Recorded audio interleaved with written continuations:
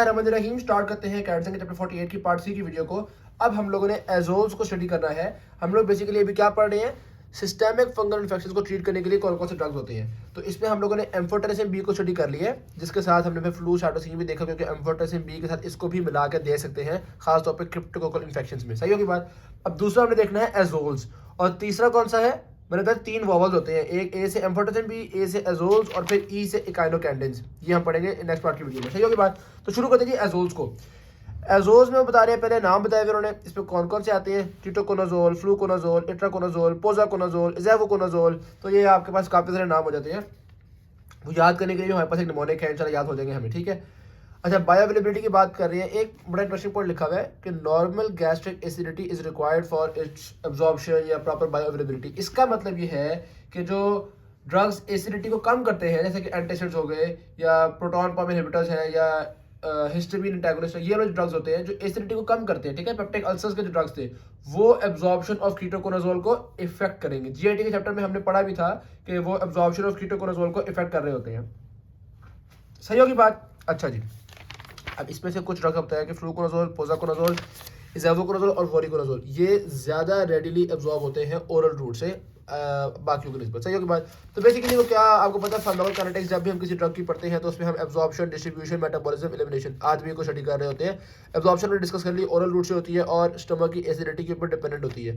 Distribution की बात की जाए तो वो उन्होंने बता दिया कि मोस्ट बॉडी टिश्यूज में डिस्ट्रीब्यूट होती है, अलबत्ता फ्लूकोनाजोल इतनी अच्छे से डिस्ट्रीब्यूट नहीं होती। सही होगी बात। तो फ्लूकोनाजोल थोड़ी डिफरेंट किस्म की है, आपको इसकी और भी डिफरेंसेस नजर आएंगे। एक तो डिफरेंस आपने देख लिया कि इसकी डिस्ट्रीब्यूशन उतनी अच्छी नहीं है, ठीक है।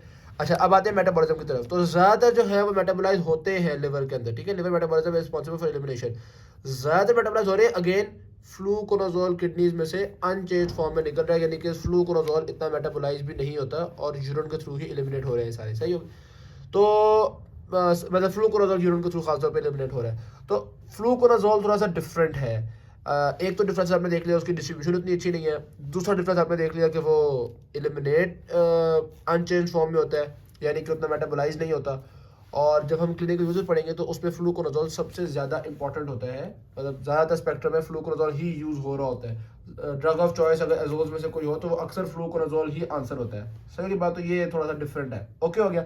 अब आपने सारे नाम कैसे याद करने हैं, तो बेसिकली लड़के इकरा, आपको पता है लड़कियां पतले होने के लिए कीटो डाइट करती हैं, जिसमें वो सिर्फ प्रोटीन्स खाती हैं।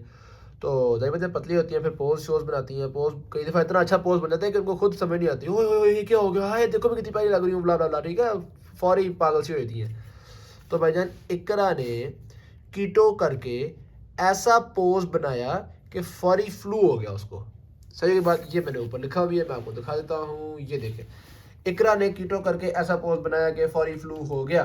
तो इकरा से आपको याद हो जाएगा इट्राकोनाजोल, ठीक है। कीटो से याद होगा कीटोकोनाजोल, करके ऐसा से याद हो जाएगा इसावुकोनाजोल। पोज से याद हो जाएगा आपको पोजाकोनाजोल। फौरी से याद हो जाएगा आपको वॉरीकोनाजोल, फौरी वॉरी, ठीक है, इतना तो कर ही लोगे आप, वॉरीकोनाजोल। और फ्लू से याद हो जाएगा आपको फ्लूकोनाजोल।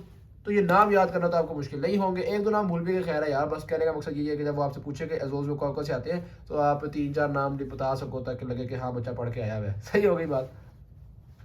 लो जी, नेक्स्ट हम आते हैं मैकेनिज्म ऑफ एक्शन की तरफ। वैसे तो पहले भी हम लोग एजोल्स का मैकेनिज्म स्टडी कर चुके हुए हैं। वो क्या, एर्गोस्टेरॉल के सिंथेसिस में इस स्टेप पे एजोल्स रोल प्ले करते हैं, यानी लैनोस्टेरॉल को एर्गोस्टेरॉल में कन्वर्ट नहीं होने देते। और ये जब कन्वर्जन नहीं होगी, जारी बात है एर्गोस्टेरॉल नहीं बनेगा। एर्गोस्टेरॉल इसकी सेल मेम्ब्रेन का इंपॉर्टेंट कंपोनेंट है। जब सेल मेम्ब्रेन सही से नहीं बनेगी तो जारी बात है मेम्ब्रेन की परमेबिलिटी खराब हो जाएगी और बेचारा फंजाई मर जाएगा। ये जो स्टेप है इसको 14 अल्फा डी मिथाइलेशन भी कहते हैं, ठीक है। तो बेसिकली इसकी लैनोस्टेरॉल की डीमेथाइलेशन होकर एर्गोस्टेरॉल बन रहा होता है, तो 14 अल्फा डी मिथाइलेशन हो रही होती है। तो यहाँ पे हमारे एजोल्स ने रोल प्ले किया। तो मैकेनिज्म ऑफ एक्शन देखो जी, वो बता रहे हैं ये डीमेथाइलेशन को इसने इनहिबिट कर दिया, जिसकी वजह से फंगल सेल मेम्ब्रेन परमेबिलिटी जो है वो खराब हो जाएगी, सिंथेसिस इनहिबिट हो जाएगा एर्गोस्टेरॉल का, वो तो समझ में आ ही गई आपको। अच्छा, इसके अगेंस्ट रेजिस्टेंस कैसे डेवलप होगी, सीधी सी बात है, अगर फंजाई एजोल्स के इफेक्ट से बचना चाहता है तो ये जो एंजाइम है 14 अल्फा डी मिथाइलेशन करने वाला एंजाइम जो है डीमिथाइलेज ही होगा ज़्यादा। इस एंजाइम में कोई ऐसी चेंजेस ले आएगा, ऐसी म्यूटेशंस ले आएगा कि एजोल्स उसके ऊपर ज़्यादा इफेक्ट ना कर सकें। तो इस एंजाइम की सेंसिटिविटी चेंज करके बेसिकली रेजिस्टेंस डेवलप कर लेंगे आपके फंजाई। याद बात समझ में आ गई। अच्छा, ये जो है मेरा, ये आप कह सकते हो कि फंजाई के साइटोक्रोम P450 एंजाइम्स में से है, ठीक है। तो यूँ आप कह सकते हो कि लेनोस्टेरॉल की एर्गोस्टेरॉल में जो कन्वर्जन है that is dependent on cytochrome P450। इसका मतलब है एजोल साइटोक्रोम P450 को किसी ना किसी तरह इनहिबिट कर रहे हैं, फंजाई के साइटोक्रोम P450 को इनहिबिट कर रहे हैं। तो इसकी जब हम टॉक्सिसिटीज पढ़ेंगे तो ह्यूमंस के अंदर भी साइटोक्रोम P450 को इनहिबिट करने वाले काम करते हैं ये एजोल्स। सही की बात, तो वो तो खैर हम टॉक्सिसिटी इंशाल्लाह पढ़ ही लेंगे। अब हम आते हैं ये क्लिनिकल यूजेस की तरफ। अच्छा, एग्जामिनेशन पॉइंट ऑफ व्यू से देखो, अब आप सबका अलग अलग क्लिनिकल यूज याद करना इतना थोड़ा मुश्किल होता है बाजू का, तो 2-3 बार पढ़ लेना, कुछ इंपॉर्टेंट बातें होंगी वो मैं आपको वैसे बता भी दूंगा। एक बस बात में रखना, फ्लूकोनाजोल ज़्यादा इंपॉर्टेंट है, सही है। अच्छा, तो पहले जैसे कीटोकोनाजोल, कीटोकोनाजोल का स्पेक्ट्रम भी नैरो है और इसकी टॉक्सिसिटी भी ज़्यादा है, तो इसलिए इसको हम आमतौर पर यूज़ नहीं करते। इसको उन्हीं इन्फेक्शन में यूज़ करते हैं जो इन्फेक्शन दूसरे एंटीफंगल से ट्रीट नहीं हो पा रही। सही होगी बात, तो बता रहे हैं only in patients who can not take other antifungals, और पेरेंटल फॉर्म में ये ड्रग नहीं होता तो यानी कि ओरली ही इसको दिया जाएगा। ये उन चंद में से ही है जो पेरेंटल फॉर्म में अवेलेबल नहीं है। Next, fluconazole drug of choice है जी इसोफेजियल ओरोफेंजियल कैंडिडियासिस के लिए, और कोकार्डियोइडिस की भी ज़्यादातर इन्फेक्शन में ड्रग ऑफ चॉइस है। सही हो गया। वैसे ये थोड़ी 2 नंबरी है, आगे लिख रहे हैं drug of choice for the treatment and secondary prophylaxis against cryptococcal meningitis. अच्छा, लेकिन ये अल्टरनेटिव ड्रग ऑफ चॉइस है, यानी कि एम्फोटेरेसिन बी दे सकते हैं, या एम्फोटेरेसिन बी नहीं है तो फिर हम इसको ड्रग ऑफ चॉइस बना लेते हैं। तो मतलब अगर ऑप्शन में एम्फोटेरेसिन बी दिया हुआ तो वो लगा देना, वो नहीं दिया हुआ तो फ्लूकोनाजोल लगा देना, ठीक है। या देखना शायद सवाल में आपको कोई और हिंट वो दे रहा हो जिससे आपको आइडिया होगा कि भाई इसको एजोल्स देने हैं या एम्फोटेरेसिन बी देना है। सही है। जिस तरह अगर कोई साइटोक्रोम P450 वाला ड्रग वो खा रहा होगा तो ऐसे में प्रेगनेंसी वगैरह का कोई ताल्लुक होगा तो ऐसे में आप समझोगे कि अच्छा यार इसको एजोल नहीं देने, एम्फोटेरेसिन बी देना है इसको। तो इस तरह की कोई ना कोई चक्कर होगा, वरना आपको याद है हम चैप्टर ये जो बिग कैट का एक पेज है इस पर हमने देख लिया था कि इवन क्रिप्टोकोकस के अंदर एम्फोटेरेसिन बी ही उन्होंने ड्रग ऑफ फर्स्ट चॉइस लिखा हुआ था और अल्टरनेटिव ड्रग्स में फ्लूकोनाजोल आ रहा था। तो यहाँ पे आप देखो ज़्यादातर नाम आपको ना फ्लूकोनाजोल फ्लूकोनाजोल फ्लूकोनाजोल फ्लूकोनाजोल, और चलो फ्लूकोनाजोल के अलावा कोई है तो इट्राकोनाजोल है, ठीक है। तो यही 2 थोड़े ज़्यादा इंपॉर्टेंट है आपके पास, बाकी पोजाकोनाजोल वगैरह तो बहुत कम ही कहीं पे आ रहे हैं। राइट हो गया। आ जाओ जी नेक्स्ट इट्राकोनाजोल की तरफ। ये है जी drug of choice for systemic infections caused by blastomycosis, histoplasma, sporothrix. बस इन्हीं 3 के लिए, बाकियों में ज़्यादा आपने नहीं ठोकना इसको, सही है।